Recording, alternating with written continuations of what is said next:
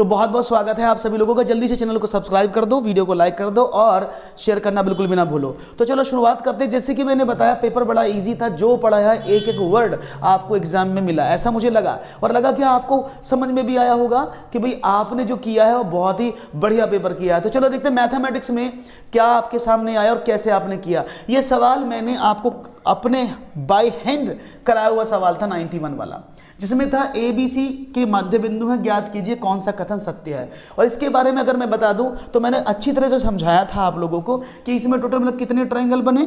आपने कहा 1 2 3 और 4। अगर वो इसका पूछेगा तो क्या होगा, बहुत ही आसान था कि पूरे ट्रायंगल का 1/4। यही आंसर होना चाहिए था। अब देखते हैं ऑप्शन में क्या मिला है। तो जल्दी से भी सेशन को शेयर जरूर कर दो, बिना शेयर करे काम नहीं चलेगा सेशन को। ओके, तो चलो देख लेते हैं इसका आंसर क्या था। तो इसका आंसर कौन सा था, ऑप्शन नंबर ये। तो अगर हम आपसे बात करते हैं तो क्या सवाल है, तो जो ऑप्शन है वो है DE का क्षेत्रफल 1/4 इंटू त्रिभुज ABC का क्षेत्रफल होना चाहिए था। बिल्कुल, बहुत बढ़िया। आगे बढ़ते हैं, एक और सवाल की बात करते हैं। क्वेश्चन नंबर जल्दी से मिला लीजिएगा, मैं आपको सॉल्व भी कराता रहूंगा और समझाता भी रहूंगा। देखो, किसी दिए गए आंकड़े में, दूसरा क्वेश्चन था, किसी दिए गए आंकड़ों को समांतर माध्य, जमात माध्य और बराबर हार्मोनिक मीन है तो कौन सी प्रॉपर्टी सेट होगी। यानी if arithmetic mean of given data is A, geometric mean is G and harmonic mean is H। तो हमेशा याद रखिएगा, ऑलवेज भी रिमेंबर कि जो अर्थमेटिक मीन है वो सबसे बड़ा होता है। अर्थमेटिक मीन सबसे बड़ा। भाई शेयर कर दो जल्दी से सेशन को, ऐसे मजा नहीं आ रहा है। सेशन को शेयर कर दो अपने दोस्तों के साथ, साथियों के साथ, जिससे कि आप लोग आसानी से चीजों को समझ पाओ और जनरली तेजी से सारे सॉल्यूशन कर पाओ। तेजी से आग लगा दो, शेयर चाहिए। सबसे पहले आंसर की आपको बिल्कुल सटीक दे रहा हूं मैं, शेयर चाहिए मुझे सभी लोगों का। तो क्या करेंगे, A, G एंड H। तो आप हमेशा याद रखना, अर्थमेटिक मीन हमेशा सबसे बड़ा होता है, उसके बाद ज्योमेट्रिक मीन और हार्मोनिक मीन सबसे छोटा होता है। इसीलिए रिलेशन में आप इसको इतनी प्यार से लगा सकते हैं। Is it clear? बहुत ही आसान तरीके से आपने इसको कर दिया। That is A greater than equal to G greater than equal to H, यानी A जो है वो एकदम सही जवाब है। नेक्स्ट क्वेश्चन, मिलाते रहो। ये सवाल कितना सुंदर है जो आपके सामने रखा हुआ है। देखो कितना आसानी से ये सवाल आपको दिया गया था कि यदि दो संख्याओं का अंतर गुणनफल क्रम से 5 और 36 है। मैंने कितनी बार बताया था कि सिंपल करो, योग बटा हमेशा क्या होता है, योग बटा अंतर तक गुणनफल दिया हुआ है। अब देखो इसका मतलब क्या, समझने की कोशिश करना। उनका व्युत्क्रम की बात हो रही है, तो दो संख्याओं का अंतर और गुणनफल क्रम सही है तो उनके व्युत्क्रमों का अंतर कितना। व्युत्क्रम क्या होते हैं, दैट इज अगर संख्या A B है तो 1/A और 1/B ये है उन दोनों के अंतर। तो इसका A B तो एलसीएम आया। ऊपर क्या करेंगे, आपने कहा कि सर इसको अंतर के तो A से A कट गया, B माइनस का A। उसने बोला दोनों का अंतर कितना दिया है 5 और गुणनफल कितना 6, तो राइट ऑप्शन 5/36। तो राइट ऑप्शन कौन सा होना चाहिए, option number 3, third option is the correct answer. तो जल्दी से मिलाते रहो आंसर्स को और तेजी से करते रहो सॉल्यूशंस, तो आपका सवाल एकदम सही हुआ है। That is the right answer, इसमें कोई दो राय नहीं। आगे बढ़ते हैं, एक और सवाल की बात करते हैं और देखते हैं। एक और सवाल आपकी स्क्रीन पर ये रहा। ओह कितना बढ़िया सवाल था ये, मैंने अभी परसों पढ़ाया था आपको कि 20वीं सदी के जो सबसे स्वशिक्षित भारतीय गणितज्ञ प्रतिभावान व्यक्ति थे वो थे डॉक्टर श्रीनिवास रामानुजन, जिनके उपलक्ष्य में हम गणित सप्ताह मनाते हैं, जो 22 दिसंबर को उनका जन्म होता है और 16 से 22 दिसंबर हम ये गणित सप्ताह मनाते हैं, है ना, याद है ना। 16 से 22 दिसंबर हम ये सप्ताह मनाते हैं प्रत्येक वर्ष। तो श्रीनिवास रामानुजन जो है उसका सही आंसर था। इसके आगे बढ़ते हैं, एक और प्रश्न आपके सामने। किसी कमरे की चारों दीवारों का क्षेत्रफल क्या दिया है, किसी कमरे की चारों दीवारों का क्षेत्रफल 660 मीटर दिया हुआ है। और आप तो जानते हैं कि कमरे की चारों दीवारों का क्षेत्रफल क्या होता है, 2 × L + B × ऊंचाई बराबर कितना है 660, यही तो है। तो आपको बताना था इस कमरे की छत का क्षेत्रफल। उसने क्या दिया है, लंबाई उसकी चौड़ाई से दुगुनी है। भाई इसमें कौन सी बड़ी बात थी, अगर लंबाई चौड़ाई से दुगुनी तो कौन सी बड़ी बात थी। आपने कहा कोई बड़ी वाली बात थी, लंबाई से चौड़ाई डबल उसने कर दिया है। तो हमने क्या होना, लंबाई अगर चौड़ाई B है तो लंबाई 2B हो गई। तो क्या करेंगे, 2 × 2B + B × H कितना है 11 = 660। तो मैंने 3B निकाला यहाँ से, इधर दिख जाता हूँ। तो 3B = क्या हो जाएगा, दैट इज 660 / 11 × 2, दैट इज 22 × 66 30। तो B = 30/3। That is 10। अगर b 10 है तो लंबाई कितनी है 20, क्योंकि डबल थी ना, तो 20 इसकी लंबाई, चौड़ाई कितनी हो गई, और b इसकी 10, तो क्षेत्रफल कितना हो जाएगा, that is 20 multiply by 10 is equal to 200। तो राइट ऑप्शन क्या है, option number C, that is 200 is the right answer. Clear है भाई? जल्दी से आगे शेयर करते रहो भाई, ऐसे बात नहीं बनेगी। शेयर बड़ा कम हो रहा है आप लोगों का, सवाल इतने अच्छे से हो रहे हैं और शेयर इतना कम, बहुत ही गड़बड़ वाली बात मुझे लग रही है। इसको थोड़ा सा आगे बढ़ाओ, हमारी हिम्मत भी तो बननी चाहिए आप लोगों के माध्यम से। चलो सवाल देखते हैं। यहाँ पर क्वेश्चन आपके सामने था, सिंपल लिखा हुआ है 10 to the power 3x is equal to 125। तो बहुत सिंपल करना था इसको। देखो अगर 10 टू द पावर लिखा हुआ है आपके सामने 10 to the power 3x is equal to 125 है, तो क्या आप इसको ऐसे लिख सकते हैं कि भाई 10 to the power 3x is equal to 5 to the power 3, या आप इसको ऐसे भी लिख सकते हैं 10 टू द पावर 3x तो x is equal to 5 to the power 3। कोई प्रॉब्लम? जहां भी प्रॉब्लम है मुझे बता देना। अब क्या करें, अब देखो इसको अगर हम आगे बढ़ाते तो व्हाट इट विल बी, आपने कहा ओके, तो अगर हम 3 को उधर भेजते तो 10 टू द पावर कितना हो जाएगा, 10 टू द पावर 3, एक मिनट रुकिएगा, कुछ करना है तो 10 टू द पावर x क्या हो जाएगा 5, 3 से 3 कट गया, तो 10 to the power x is equal to 5, और 10 टू द पावर जब 2x हो जाएगा तो इसका भी स्क्वायर हो जाएगा, दैट इज 25। तो 10 to the power 2x is equal to 25 है, तो उसने कहा है कि भाई -2, जब 10 टू द पावर -2 करोगे तो इसमें भी -2 पावर लग जाएगी, तो नीचे आ जाएगा 1/25। तो राइट ऑप्शन क्या था इस क्वेश्चन का, जिन्होंने किया ना 1/25, that will be the right answer. 4th is the right answer. Question number 96 का 4 ऑप्शन लगाना है, कभी इसको माइनस कर दो, माइनस नहीं होगा क्योंकि ये नीचे आ जाएगी पावर, जब पॉजिटिव होगी तो ये पॉजिटिव पावर रहेगी। राइट ऑप्शन है ये, ठीक है, ओके। नेक्स्ट क्वेश्चन आपके स्क्रीन पर, नेक्स्ट क्वेश्चन आपकी स्क्रीन पर, जो मेरे ग्रुप में शेयर कर देगी मैथ की क्लास। ओके ओके, देख नेक्स्ट क्वेश्चन है आपके सामने, ये रहा। चलो सवाल मिलाते रहो, एक्यूरेसी 100% देने की कोशिश करेंगे आपको। क्वेश्चन है 16075 को किस संख्या से भाग देने पर 167 भागफल और शेषफल 43 प्राप्त होगा। आप सभी जानते हैं कि अगर मैं इसकी बात करता हूं तो सिंपल थ्योरी क्या कहती है कि भैया भागफल गुणा भाजक जमा शेष बराबर ये आता है, भाज्य आता है। इसको ऐसे तो बोलते हो कि भाज्य बराबर भाजक गुणा भागफल प्लस शेषफल, ऐसे तो करते हो, तो पुट कर दो। अब भाज्य आपको पता है 16075, भाजक आपको नहीं पता है तो भाजक को ऐसे, वो तो पूछ रहे ना भाजक क्या है, और भाजफल आपको पता है 167 और 43 आपसे दिया, प्लस सॉल्व कर दे तो 96 इज द राइट आंसर। तो इसका आंसर क्या होगा 96, option number 1 is the right answer. Clear है, बहुत बढ़िया, लगाते रहो निशान। एक और बढ़ते हैं आगे और देखते हैं जवाब क्या मिलता है आपका। वन मोर क्वेश्चन, 50 से छोटे धन पूर्णांकों की संख्या, ये मैंने आपको बताया था, हालांकि आपको शायद याद भी होगा इस बारे में कि 44 33, वेट ए मिनट जी, क्या है 44 22 322 और 321, याद है ना कुछ ऐसे मैंने बताया कोड कि जब भी आप निकालते हैं संख्याओं को तो आप ऐसे कर सकते हैं 44 22 322 321 कर सकते हैं कि नहीं कर सकते हैं, आपने कहा कर सकते हैं। तो यहां पर क्या करेंगे भाई, आपने देखा पहली 1 से 10, 10 से 20, 20 से 30, 30 से 40, 40 से 50, यहाँ से काट दो, कितनी होगी 4 4 8 2 10 और 5 15। तो वैसे ही बता दूं 1 से 50 तक 15 होती हैं और 50 से 100 तक कितनी होती है 10 होती हैं, टोटल 25 होती हैं। तो राइट ऑप्शन इसमें क्या था, 1 से 50 तक का पूछा है, तो right option 15। Is it clear? Any issue? Any issue? मेरा फोन देना। Any issue? मेरा। Is it clear? ओके, तो समझ में आया 15 आंसर, बहुत अच्छा था। एक और बढ़ते हैं आगे और नया सवाल ये रहा। देखो ये किसी ने बच्चे ने किया है, काफ़ी अच्छे से किया है, हालांकि इसका आंसर तो आप चाहते तो ऑप्शन से निकाल लेते, लेकिन मेरे को डिटेल में बताऊंगा। दो संख्याओं में से बड़ी संख्या का दुगुना छोटी संख्या के 5 गुने से 3 ज़्यादा है।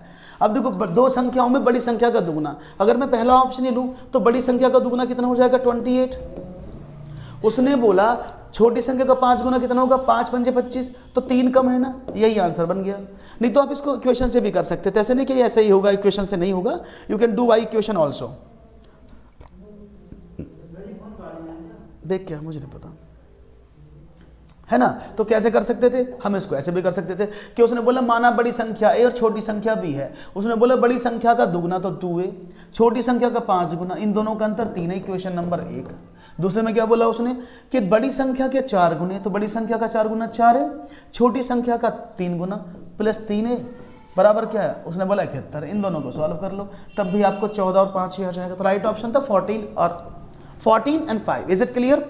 वेरी गुड, बहुत बढ़िया से आपका जवाब मिल रहा है मुझे। तेजी से देते रहो जवाब, जिससे बात बनती रहे और हमें आपके सवाल दिखते रहें। बहुत बढ़िया, और भी तेजी से चलो जिससे कि काम बढ़ता रहे और हमें भी आपके सवालों के इंतजार रहते हैं, कमेंट्स मिलते रहने चाहिए जिससे कि क्लियर है। तो राइट ऑप्शन था ऑप्शन नंबर 1। क्लियर है? एक और सवाल। ओके, एक सवाल देखो ये रहा, कितना अच्छा सवाल था। इसमें बहुत बच्चों ने गलती भी की होगी, लेकिन अब गलती करने की गुंजाइश नहीं है, आसानी से समझ सकते थे। क्या है सवाल? एक वर्ग की दिख रहा है ना, विजिबल तो है सब लोगों को, इट्स विजिबल ना? ओके। एक वर्ग की क्षेत्रफल जिसकी भुजा 8 सेंटीमीटर, ये वर्ग है, इसका क्षेत्रफल कितना है? आपने कहा जिसकी भुजा 8 सेंटीमीटर है, तो इसका एरिया कितना हो जाएगा? 64। उस आयत के क्षेत्रफल, एक आयत है, उस आयत के क्षेत्रफल के बराबर है जिसकी लंबाई 16 है, इसकी 16 है, तो इसका क्षेत्रफल कितना हो जाएगा? ये बी है तो इसका क्षेत्रफल भी तो 64 ही हो गया, हाँ कि ना? इतना ही होगा ना?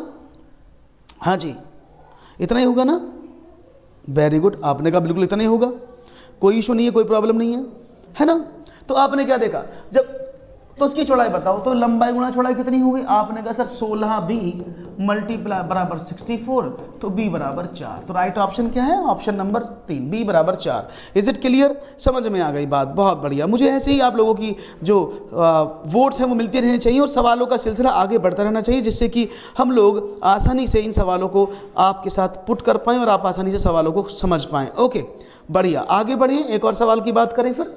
क्लियर है? बहुत बढ़िया। One more question for you guys, आपकी स्क्रीन पर देखो, ये सवाल मेरा कराया हुआ है, आपको कराया कि नहीं कराया? और इसका तो आप आंसर मुंह जबानी दे दोगे, मुझे दे दोगे कि नहीं दोगे? आप कहोगे बिल्कुल दे देंगे सर, इसमें कुछ भी नहीं करना था। कर सकते हैं कि नहीं कर सकते हैं? आप बोलेंगे बिल्कुल कर सकते हैं, हाँ कि ना? जी, मैं एक बार, कुछ बच्चे लिंक मुझसे मांग रहे हैं, मैं लिंक शेयर कर देता हूँ जिससे कि उनको लिंक मिल जाए। ओके, कर सकते हैं कि नहीं कर सकते हैं? आपने कहा बिल्कुल। भाई इसके नीचे थोड़ा सा बड़ा कर लेता हूं, दिख रहा है ना? इसके नीचे इसका वैल्यू, इसके नीचे इसका वैल्यू, इसके नीचे इसका वैल्यू, इसके नीचे इसका वैल्यू, तो क्या हुआ? आपने कहा a बराबर 3, b बराबर 4, c बराबर 7 पुट कर दें, तो क्या हुआ? 3 + 4 + 7 बटा 7 बराबर 2। राइट ऑप्शन, बड़ा आसान, दैट इज ऑप्शन नंबर 1। कितना आसान सवाल। एक और सवाल, चलिए बढ़ते हैं आगे। यदि 5 जनवरी 1991 को शनिवार था, कैलेंडर पढ़ाया था कि नहीं? बार बार कहता था मैं कैलेंडर पढ़ाऊंगा, आप पढ़ना। कैलेंडर पढ़ाया कि नहीं? पढ़ाया है ना कैलेंडर, और आपने कैलेंडर पढ़ा भी और कैलेंडर को समझा भी। और कैलेंडर में क्या था कि भाई 5 जनवरी 1991 को क्या है? आप देखो, 5 जनवरी 1991 को क्या था? आपने कहा शनिवार था, सैटरडे था। आपको याद है ना, अगर वर्ष साधारण है तो 5 जनवरी सन 1992 को क्या होगा? आपने कहा 1992 को क्या होगा? आपने कहा सर एक्स्ट्रा 1 डे, संडे हो जाएगा। अब आपको यह पता लगा कि 5 जनवरी 1992 को क्या है? संडे है। तो भाई 5 जनवरी से जनवरी के अगर दिन निकालें तो 26 दिन तो ये हो गए जनवरी में, 29 दिन फरवरी में होगा, क्योंकि फरवरी 29 दिन की होगी, इस दिन 29 की होगी ना, क्योंकि 1992 लीप वर्ष है, इसलिए यहाँ गड़बड़ कर सकते हैं आप लोग। इसके लिए आप सोमवार आंसर लगा गए होंगे, जो गलत है। फरवरी 1992 में कितनी की होगी? 29 की, और उसने बोला था 3 दिन ये हो गए, तो कितने हुए? 6 और 3 9 9 18, 2 और 2 4 और 5, इसमें 7 का डिवाइड कर दो, 7 8 56 2, तो संडे में 2 दिन जोड़ दो बस, तो क्या हो गया? ट्यूसडे। तो इसका आंसर क्या था? ट्यूसडे। जिन्होंने ट्यूसडे लगाया वो एकदम ओके है, जिन्होंने मंडे लगाया वो गलत है। तो राइट ऑप्शन है ऑप्शन नंबर 4, ट्यूसडे। क्लियर है भैया? यस। ये बच्चे मुझे लगे थे इसमें कम 1000 आएंगे, बच्चे बड़े कम, इतना काम करने के बावजूद भी इतने बच्चे कम, बड़ा दुख दर्द होता है। चलो बढ़ते हैं एक और सवाल की बात, और एक और सवाल देखते हैं। सवाल आपके सामने ये रहा, कितने ऐसा, ये सारे सवाल मैंने कराए, इनमें एक भी ऐसा सवाल नहीं जो मैंने ना कराया हो। एंड 1 क्वेश्चन जो मुझसे पढ़े जानते होंगे कि एक क्वेश्चन कराया है ना गौरव जी? गौरव, सारे क्वेश्चन वही जो पढ़ाए हैं, सारे क्वेश्चन वही आ रहे हैं ना जो पढ़ाए हैं? एक क्वेश्चन मैंने कराया था। देखो इसको मैंने क्या, जब भी इसको पॉजिटिव करना हो तो क्या करना? कुछ नहीं करना, बड़ा आसान तरीका था, इसको मैंने बताया ना आपको। जब भी इसको पॉजिटिव करना तो इसको क्या कर दो? उल्टा कर दो, अपोजिट, यानी इसको लिख दो 3/1, तो ये पावर क्या हो जाएगी? अपने आप पॉजिटिव हो जाएगी। इसको कर दे 4/1, ये पावर अपने आप पॉजिटिव हो जाएगी। इसको एक तरफ बंद करा, इसको डिवाइड कर दिया 4 की पावर 3 से। बात समझ में आ रही है? ये बटा 1 कर लो इसको, कोई प्रॉब्लम नहीं। ऐसे ये क्यों हो रही है? अब किसको इसका मान होता है, इसको पुट करोगे तो 1/1/3 3 ऊपर चला जाएगा, तो पॉजिटिव बन जाएगा, तो हम डायरेक्ट कर देते हैं। तो ये क्या बना, 3 की पावर 3 माइनस 4 की पावर 2 और डिवाइड बाय 4 की पावर 3। इसका मीनिंग क्या हुआ? इसका मीनिंग हुआ ये कि 3 3 होती है 27 माइनस 4 चौक 16 अपॉन 4 चौक 16 चौका 64, तो 11 12 64। That is the right answer. ये आंसर होना चाहिए 16 11/64। That is option number 3। Option number 3 is the right answer. Clear? Okay, very good. एक और सवाल आपकी स्क्रीन पर ये रहा। नेक्स्ट क्वेश्चन लेते हैं, ये रहा आपके सामने एक और सवाल। एक त्रिभुज की रचना करने के लिए संभव भुजाएं, बहुत बार समझाया मैंने पर आप माने ना। मैंने बहुत समझाया था कि जब भी किसी भी ट्रायंगल की रचना करते हैं उसमें एक नियम बहुत जरूरी है कि त्रिभुज की दो छोटी भुजाओं का योग, दो छोटी भुजाओं का योग हमेशा बड़ा होना चाहिए तीसरी भुजा से। मैंने बताया था ना। तो अब दो छोटी भुजाओं को तीसरी भुजा से बड़ा होना चाहिए। यहाँ देखो ये 6.5 सेंटीमीटर लिखा है, ये मिलीमीटर लिखा है। अब दो छोटी भुजाएं मिलीमीटर में है, इन दोनों को जोड़ोगे तो क्या होगा 144 मिलीमीटर। तो ये टोटल तो छोटा है ना इससे, तो गलत हो गया ना, क्योंकि क्या कहता है कि a + b दो छोटी भुजाएं उनका टोटल हमेशा बड़ा होना चाहिए तीसरी भुजा से। ये प्रॉपर्टी गलत हो गई। इसको देखें, जब छोटी भुजा ये है 3.5 और 5.3, तो कितना हुआ 8.8। दोनों का टोटल 8.8 है। जो बड़ा होना चाहिए कि बड़ा है ये 9.2 से, आपने कहा नहीं, गलत है। इसको देखें 6 3 3 3 और 3 6, तो 6 बड़ा है क्या 6 से, आपने कहा गलत, ये भी नहीं बनेगा। इसको देखते हैं 6 और 4 10.9 10.9 क्या बड़ा है किससे 6.3 से? भाई 4 5 9, अगर मैं इसको जोड़ूं दो छोटी भुजाएं ये इन दोनों, तो 5 और 4 9, तो 10.5 हो गया। 10.5 क्या बड़ा है 6.3 से? आपने कहा बिल्कुल बड़ा है। तो यानी ये प्रॉपर्टी प्रूफ किसी में इस वाली में, तो राइट ऑप्शन 4th होना चाहिए। आप लोगों की मुझे आंसर नहीं मिल रहे हैं चैट बॉक्स में, क्या बात है? आप लोगों की मुझे आंसर नहीं मिल रहे हैं, क्या बात है? हाँ जी, आपके आंसर मुझे नहीं मिल रहे, क्यों? ऐसा क्यों? आप लोगों के मुझे आंसर नहीं मिल रहे हैं। आप लोग भी कमेंट में आंसर करते रहिए जिससे कि पता लगता रहे क्या उत्तर है। एक और सवाल देखते हैं, ये भी मैंने पढ़ाया हुआ है। एक एक सवाल इतना बढ़िया जो आपको कराया हुआ है, हर एक चीज़ आपको मिल रही है। देखो √3 3√4 4√5 को आरोही क्रम में व्यवस्थित करो। और मैंने क्या बात है, जब भी इसको आरोही क्रम में लगा दे तो कैसे करते हैं, सिर्फ इसको लिख लो, जैसे लिखा हुआ है ऐसे लिख लिया आपने। कितना था 3, ये कितना था 4 और ये था 5। और मैंने क्या कहा, जब भी ये बाय डिफॉल्ट 2 होता है, तो जब इसका आप एलसीएम लेंगे तो कितना है 4 3 12 12 इसका एलसीएम आ जाएगा, सबके ऊपर 12 लगा दो। अभी करनी बराबर होगी तभी बड़ा छोटा बना सकते हो। अब क्या करें, आप क्या करेंगे, इस वाली की भाग करेंगे इसमें। जब आपने 2 का भाग 12 में किया तो 2 छिक्का 12, उसकी पावर यहाँ पर आ गई। जब आपने 3 का भाग किया तो 4 3 12, तो 4 पावर यहाँ पर आ गई। जब आपने 4 का भाग किया तो 5 की पावर 3, ये क्या हुआ 125 12, ये क्या हुआ 4 16 चौका 64 216 216 256, ये इसकी पावर कितनी होगी 12। इसको देखें तो कितना होगा 3 3 9 3 27 और 27 की अगर हम बात करते हैं 27 3 81 81 में 9 की 9 1 9 9 72 729, तो ये 729 हो गया। तो अब देखो उसने बोला आरोही क्रम। आरोही क्रम क्या कहता है, आरोही क्रम कहता है सबसे पहले सबसे छोटी संख्या फिर उससे बड़ी फिर उससे बड़ी। तो यहाँ पर क्या देखें, आप देख पा रहे हैं, यहाँ पर मैं क्या देखूं, मैंने यहाँ पर देखा कि ये संख्या सबसे छोटी है, ये सबसे उससे बड़ी है उससे बड़ी, तो मतलब अपोजिट है ना। तो सबसे छोटी संख्या कौन सी है, ये वाली। तो सबसे पहले क्या आएगा 4√5, उसके बाद सबसे उससे बड़ी संख्या कौन सी है, ये वाली, दैट इज √4। और सबसे बड़ी संख्या कौन सी वाली है, ये वाली 2√3। तो राइट ऑप्शन क्या था, दैट इज ये वाला। कहीं लिखा हुआ है क्या, आपने देखो लिखा, अरे हाँ बिल्कुल लिखा है, ऑप्शन नंबर 1 एकदम करेक्ट लिखा हुआ है। इज इट क्लियर, समझ में आ रहा है, बहुत बढ़िया, वेरी गुड। आगे बढ़े तो आपको समझ में आया कैसे करते हैं। एक और सवाल आगे लेते हैं और देखते हैं। ये रहा, किसी वस्तु का कॉस्ट प्राइस। अब देखो कॉस्ट प्राइस कितना आसान सवाल है, मैंने अभी कराया था कल। Cost price is equal to क्या है, उसके सेलिंग प्राइस का 3/2 है। तो सेलिंग प्राइस का कितना 3/2। अगर मैं इसको इधर ले आऊँ तो क्या हो जाएगा, आपने कहा cost price upon selling price is equal to what, आपने कहा 3/2। मतलब क्या है कि किसी वस्तु को आपने 3 रुपये में खरीदा और उस वस्तु को 2 रुपये में बेच दिया, नुकसान हुआ कि फायदा? आप बताइए, किसी वस्तु को आपने 3 रुपये में परचेज किया और आपने उसको 2 रुपये में बेच दिया, तो फायदा हुआ कि नुकसान? आप कहेंगे सर ये तो लॉस हो गया। कितने का लॉस हुआ? 1 रुपये का। कॉस्ट प्राइस कितना था? 3 रुपये। तो 1/3 का लॉस परसेंटेज में कैसे कन्वर्ट करोगे? 100 का मल्टीप्लाई, तो 33 ही 1/3% का लॉस हो जाएगा। तो लॉस इसमें कहीं लिखा है हनी? ओके, ऑप्शन नंबर बी, 33 ही 1/3% की हानि यहां पर हो गई। पेपर का लेवल आसान, मैं तो इसको बिल्कुल आसान कहूंगा पंकज जी। पेपर का लेवल मेरे हिसाब से तो बहुत ही मॉडरेट माने इसको, मॉडरेट और इजी, टफ नहीं है कुछ भी अभी तक, आपको सब पढ़ा हुआ आया है। एक और सवाल,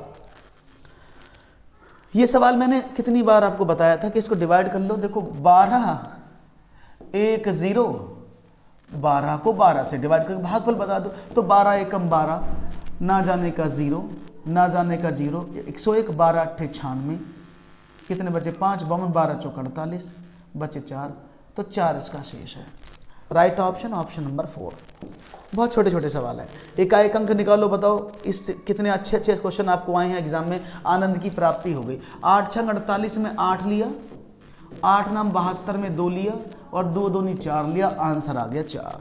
option number that is what 4 correct है, कोई प्रॉब्लम नहीं, बहुत बढ़िया। आज तो आनंद की प्राप्ति हो, 30 आउट ऑफ 30 मिलना चाहिए आज आपको, ऐसा मुझे लगता है।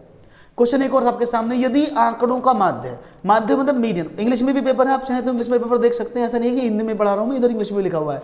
तो दिए गए आंकड़ों का माध्य इतना है, माध्य मीन्स मीन, अर्थमेटिक मीन क्या होता है? संख्याओं का योग बटा कुल संख्या, सबको जोड़ें तो कितना हो जाएगा? आपने कहा 7 और 7 14 और 5 19, 19 और 8 27, 27 और 5 32 और 4 36 और 3 39 और 40 42, तो ये 42 होना चाहिए ना। आप इंग्लिश में भी देख सकते हैं, इधर ऐसी बात नहीं कि मैं इंग्लिश में नहीं, आप चाहें तो इंग्लिश में भी देख सकते हैं। This is year, you can see here, already उन बच्चे ने सॉल्व किया हुआ है तो इसलिए बता रहा हूँ, ऐसे इधर भी वही लिखा है। तो क्या वो 42, तो हमने कहा ओके 42 इज ईयर, तो जब 42 आपने यहाँ रखा, 42 में ये x भी है साथ में, यही तो x है।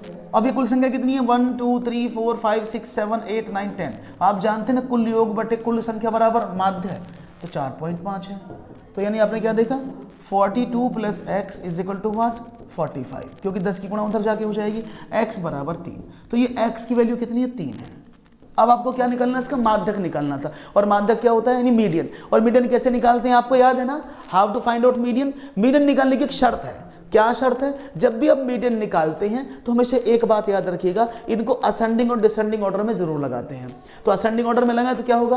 पहले आएगा 1, फिर आएगा 2, फिर आएगा 3, फिर दूसरी बार भी 3 आ गया, 1 2 3 आ गया, उसके बाद 4, देन 5, 4 भी आया, 5 2 बार है, उसके बाद 6 है नहीं इसमें, 7 7 8 8, 7 7 8, ये तो संख्याएं हैं टोटल 1 2 3 4 5 6 7 8 9 10।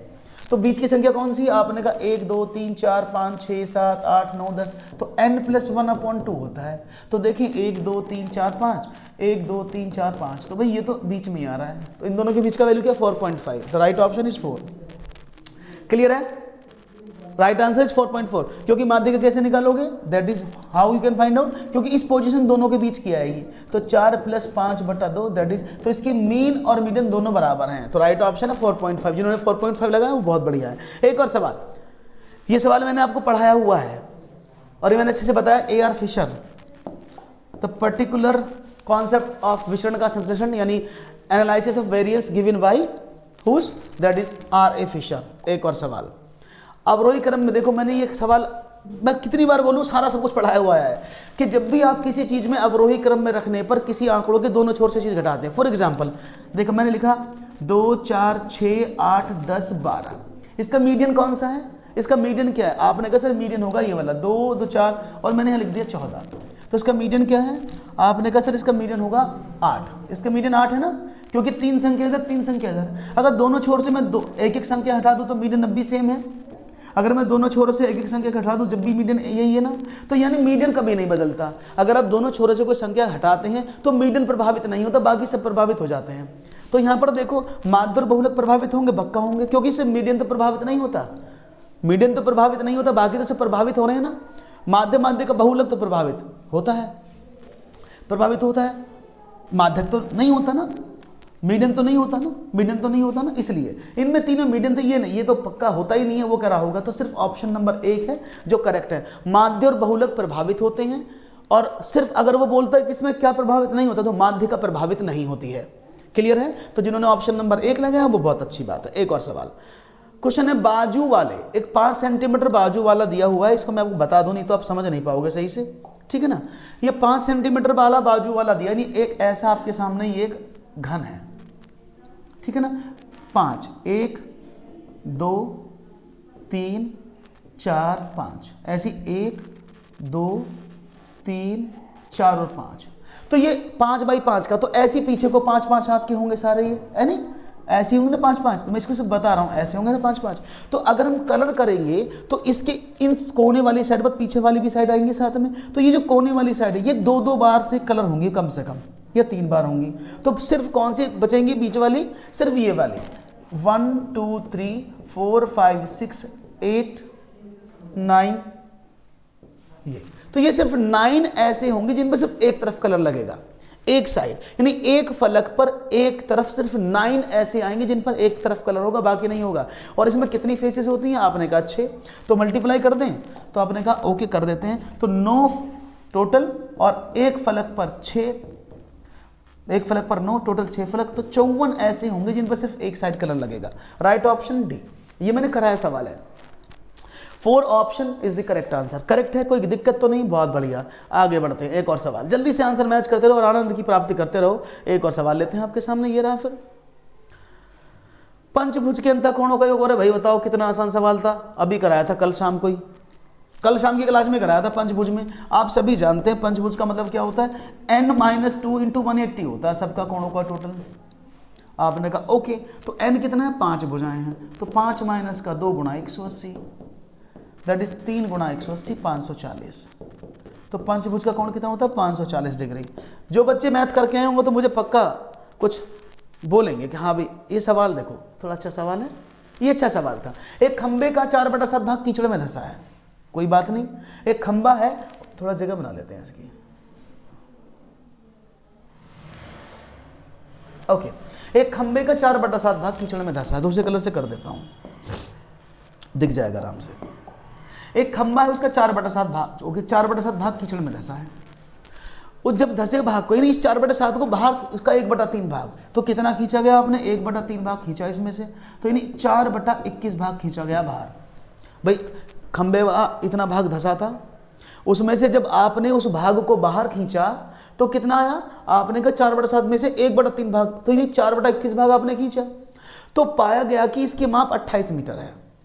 तो अब 4/21 जो आपने खींचा तो कितना, देखो टोटल 1/3 भाग खींचा, तो टोटल ये वाला भाग था, तो कितना भाग निकला? आपने कहा कि जो भाग आपने खींचा, तो आपने देखा अभी भी खंबा अभी भी कितना है, पाया गया कि 8 मीटर माप का खंबा अभी भी कीचड़ में, यानी अभी उस कीचड़ में कितना था?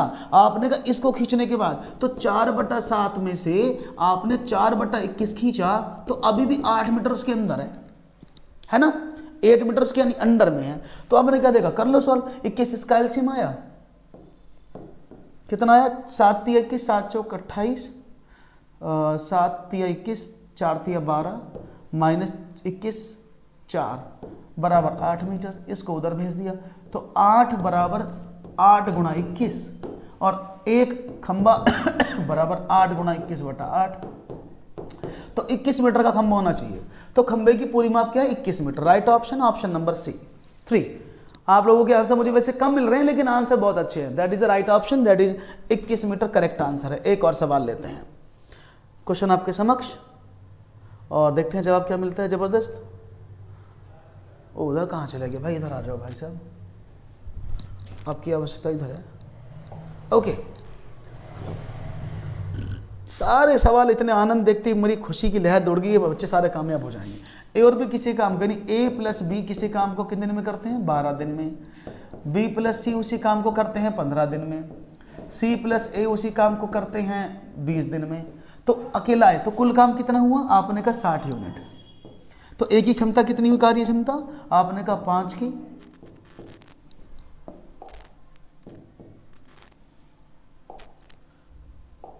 एक मिनट रुकिएगा।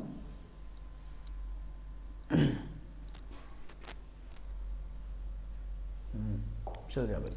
तो ए प्लस बी कितना है? 12 दिन। बी प्लस सी कितना है? आपने कहा 15 दिन। सी प्लस ए कितना है? आपने कहा 20 दिन। कार्य क्षमता कितनी? आपने कहा 60 यूनिट। तो देखिए 12 कितना हुआ? 12 पंजे 60, 15 चौके 60 और 20 तिया 60। उसने बोला है ए अकेला उस काम को कितने में करेगा। तो अगर मैं तीनों को देखूं कितना काम करते, तीनों जोड़ दिया तो ये क्या हुआ? एक ए के 2 ए, तो एक साथ लिख देता हूँ 2 into a plus b plus c is equal to कितना? 5 और 4 9 और 3 12। तो ए और बी और सी की क्षमता कितनी होगी? अगर ए और बी और सी तीनों मिलकर काम करते हैं तो it will be what? 12/2, that is 6। तो ए और बी और सी की तीनों मिलकर काम करते 6 यूनिट है। उसने बोला ए, तो अगर मैं इसमें से बी और सी की क्षमता निकाल दूं 4, तो मुझे मिल जाएगी ना अकेले ए की। तो आपने क्या काम किया? जब ए प्लस बी प्लस सी बराबर 6 था और बी और सी अकेला 4 था, तो ए इज इक्वल टू कितना हुआ? 6 माइनस का 4 बराबर 2। तो ए जो है 2 दिन में काम करता है, 2 यूनिट काम करता है। 60 यूनिट काम करना है को 2 एक दिन में कर लेता, तो 30 दिन में पूरा काम खत्म कर देगा ए। तो राइट ऑप्शन क्या? Option number first 30 days.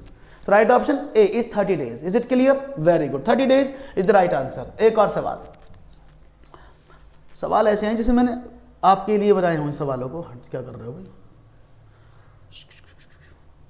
नीला क्यों हो गया भाई? नीला आसमा हो रहा है तो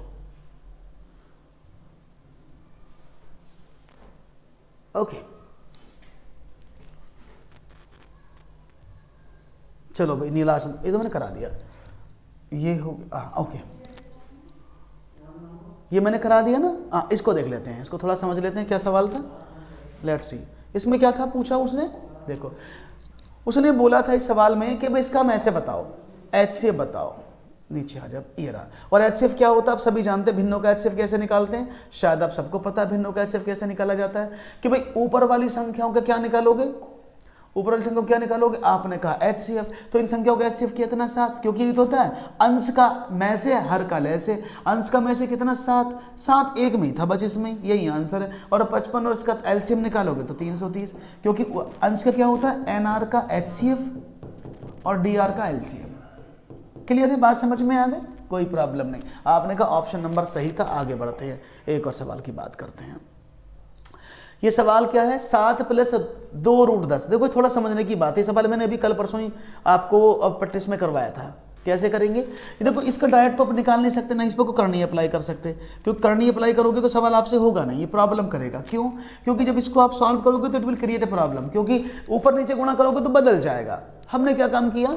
हमने देखा 7 प्लस 2 रूट 10 आपके सामने लिखा हुआ है, तो इसको क्या मैं लिख सकता हूँ ऐसे? देखो 5 प्लस 2 प्लस 2 रूट 5 रूट 2। बात समझ में आ रही है? अड़ासा अच्छा सा नहीं लग रहा आपको? क्योंकि भाई अब ये देखो 5 2 को इस तरह से लिख सकते हैं, आपने कहा लिख सकते हो। तो मैंने क्या काम किया कि इसको मैं लिख दूं रूट 5 का होल स्क्वायर प्लस रूट 2 का होल स्क्वायर प्लस 2 रूट 5 और रूट 2। तो शायद आपको याद आ जाएगा A square plus B square plus 2ab। कुछ फार्मूला बना? आपने कहा बन गया। तो फार्मूला क्या बना? a प्लस बी का होल स्क्वायर। तो रूट 5 प्लस रूट 2, यही तो बना का। अगर मैं होल स्क्वायर कर दूं, ये तो मतलब है रूट 2 प्लस रूट 5 का होल स्क्वायर कर दूं, यही तो दिक्कत है। उसमें बोले इसका वर्गमूल निकालो, तो इसका वर्गमूल निकाल दें, तो वर्गमूल से वर्गमूल कट गया। तो क्या बना? रूट 5 प्लस रूट 2 या root 2 plus root 5। Option number 1 एकदम करेक्ट है। जिन्होंने कहा है ऑप्शन नंबर 1 एकदम करेक्ट आंसर है। आगे बढ़ते हैं, एक और सवाल। एक वर्ग और समबाहु त्रिभुज की भुजा ओभनेस्ट, ओभनेस्ट में कॉमन भुजा है, तो क्या करेंगे? ये तो सिर्फ आकृति डिजाइन करनी थी आपको। देखो ये है एक वर्ग जिसकी भुजा दी है 4/3 है। उसने कहा इस पर एक उभयनिष्ठ भुजा, यानी एक कॉमन भुजा है जिस पर एक समबाहु त्रिभुज बना है। और समबाहु त्रिभुज का मतलब क्या होता है? सारी भुजाएं बराबर, यानी जिसकी भुजाएं बराबर हैं तो ये सारी भुजाएं बराबर हैं। तो आपको क्या बताना था? इसका परिमाप। तो भाई इस भुजा को तो लेंगे नहीं ना हम, इसका परिमाप क्या? बाहर की बाउंड्री तो होती है। तो 1 भुजा 2 भुजा 3 भुजा 4 भुजा 5 भुजा, तो 5 भुजाएं आपके सामने हैं। तो 4/3 गुणा 5 कर दो, तो 5 के 20/3 और 20/3 का मल्टीप्लाई करके 3 छंग 18, 6 सही 2/3 इसका परिमाप हो जाएगा। आकृति का परिमाप कितना है? 6 सही 2/3, ऑप्शन नंबर 3 करेक्ट आंसर। एक और सवाल 119 में मैंने आपको पूरा सॉल्यूशन भी दिया, काफी तेज और समझाने की भी कोशिश की है। देखो इसका मतलब क्या है, संख्या है कि कौन सी संख्या 99 से विभाजित है। भाग तो करोगे नहीं आप, मैंने आपको क्या बताया था, आप रूल लगा लो कौन सा, अगर 9 और 11 का, क्यों हमें दोनों के डिविजिबिलिटी रूल पता है कि 9 से कौन सी संख्या कटती है, 11 से कौन सी संख्या कटती है। तो हमने देखा 9 और 11 का हमने रूल लगाया। क्या लगाया रूल, देखते हैं। आपने 9 और 11 का रूल अप्लाई किया तो क्या हुआ, समझने की कोशिश करना। तो भाई आपने देखा कि भाई 9 से कौन सी संख्या कटती है, 9 और 1 10 और 3 13 और 4 17 और 6, 17 और 2 19 और 6 25 से तो कटती नहीं है। 5 और 3 8 और 1 9 और 7 16 2 18, 18 9 27 ही कट सकती है। 1 और 1 2 और 4 6 और 3 9 और 4 15 और 5 20, ये भी नहीं कटेगी। 5 और 3 8 7 15 2 17 और 4 19 और 6 25, ये भी नहीं कटेगी। जब 9 से ये कट रही है तो 11 से भी ये कट जाएगी। देखो कैसे, 1 3 5 7 9 2, तो ऑड प्लेसेस का सम माइनस इवन प्लेसेस का सम, 7 3 10 और 2 12, 9 7 और 2 9 और 3 12, कुछ छूटता नहीं, 135 792, हाँ सही है। तो 2 और 9 9 और 3 12, 9 और 5 14 और 1 15, 15 में से 12, ये तो कटेगा नहीं भाई। इसको रुक जाओ 1 मिनट दे, इसमें कुछ गड़बड़ लग रही है मुझे। हाँ इसको थोड़ा देखना पड़ेगा, मैंने जोड़ तो गलत नहीं दिया है, दोबारा देख लेते हैं एक बार, शांति में देखो, कभी हम जोड़ गलत रहे हो, कर लेते हैं। तो ये कितना हुआ, 9 और 1 10 और 3 13 और 4 17, 17 और 6 23 और 2 25। इसको देखिए, 3 और 1 4 और 5 9 और 7 16, 16 और 2 18, 18 और 9 27, 1 और 1 2 और 4 6 और 3 9 और 4 15 और 5 20, 1 और 1 2 और 4 6 और 3 9 और 4 13 और 5 18, माफ़ कीजिएगा। इसको देखें, 5 और 3 8 7 15 और 2 19 और 4 23 और 6 29। तो इसको देखकर दोनों 9 से कट रही हैं, लेकिन ये वाली देखें, 5 और 3 8 और 1 9, 4 4 8 और 1 9, ये संख्या है जो कट जाएगी। 1 1 4 3 4 5, इसको देखेंगे तो देखो ऑड प्लेसेस का सम इवन प्लेसेस के सम के बराबर है, तो 9 - 9 बराबर 0, तो ये 11 से भी कट जाएगी। हालांकि 9 से ये भी कटती है, तो ऑप्शन नंबर सी इसका करेक्ट आंसर है। जिन्होंने ऑप्शन नंबर सी का यूज किया है that is okay fine, option number C एकदम करेक्ट आंसर है इसका। आगे बढ़ते हैं एक और सवाल, ये तो बहुत ही भयंकर सवाल आपने जैसे देखा आप जाना।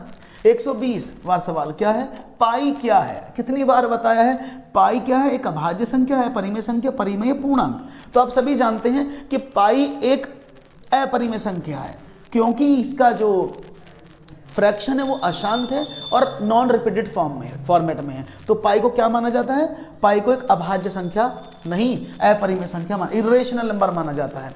तो दोस्तों आज आपका जो सेशन है कैसा लगा आपको मुझे जरूर बताइएगा। कंप्लीट सॉल्यूशन दिया है 120 क्वेश्चन 91 से 120 तक का। अगर आपको अच्छा लगा हो तो मुझे जरूर बताएं और दीजिएगा इजाजत। Thank you very much and have a nice day. शुक्रिया, नमस्कार, thank you and all the best. Thank you.